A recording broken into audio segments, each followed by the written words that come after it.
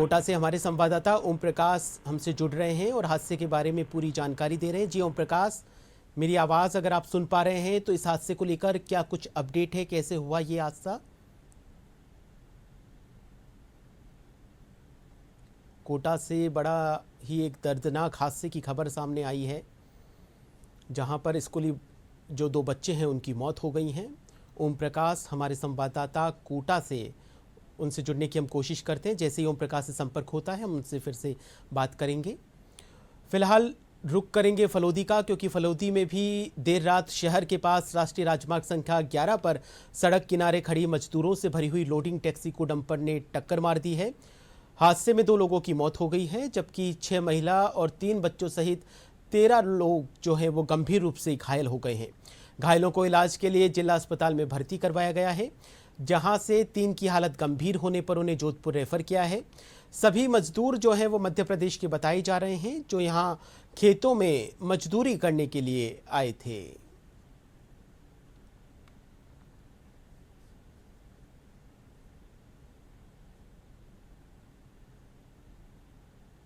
Zoom ले लेना sir इसके बाद।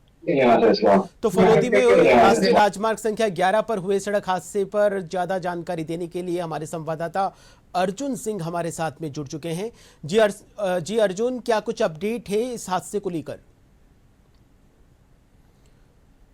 जी विकास, मैं बताना चाहूंगा कल देर रात्रि को फलोदी शहर से करीबन 2 किलोमीटर दूर जो है वो फलोदी बीकानेर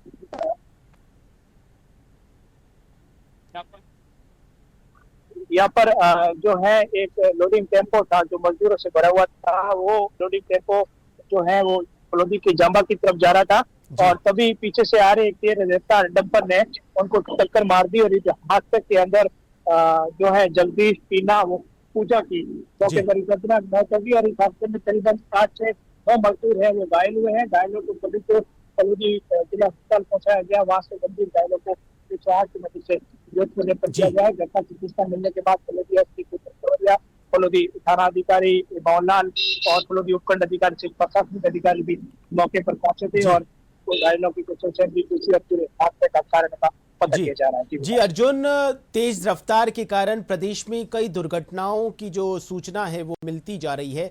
फलोदी की बात करी जाए तो क्या परिवहन विभाग और पुलिस विभाग की तरफ से क्या कुछ सतर्कता बरती जा रही थी, और अब इस हादसे के बाद में परिवहन विभाग की तरफ से क्या कोई कदम उठाया गया रफ्तार को लेकर?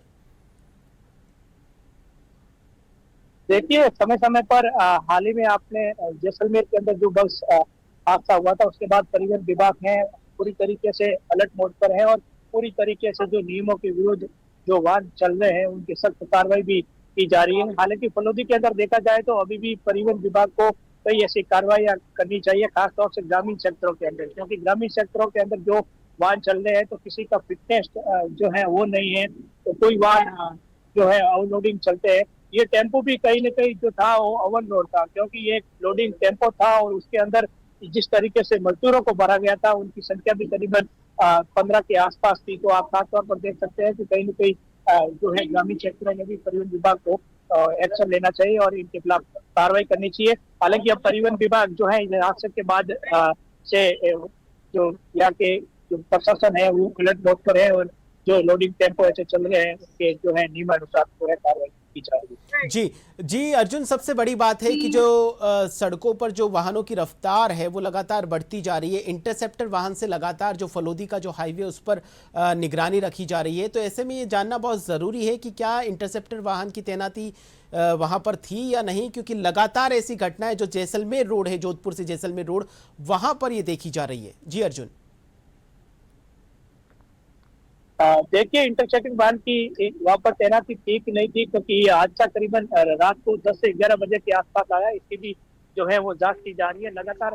आप देख सकते हैं कि जिस तरीके से ओवर स्पीड वाहनों की तैनाती है वो हाईवे पर अलग अलग क्षेत्रों के अंदर थाना क्षेत्रों में की जा रही है और जो ओवर स्पीड में तेज रफ्तार से वाहन चलते हैं उन पे नियमानुसार चालान भी है वो समय समय पर किए जा रहे हैं। ये रात का समय था तो ये जांच का विषय है कि उस समय क्या वो वाहन तैनात था कि नहीं था। इस पूरे मामले में जो पुलिस है वो जी अर्जुन, बहुत बहुत धन्यवाद तमाम जानकारी देने के लिए। कुल मिलाकर सावधानी ही अपनी सुरक्षा है, सावधानी के साथ वाहन चलाएं ताकि ऐसी दुर्घटनाओं से बचा जा सके।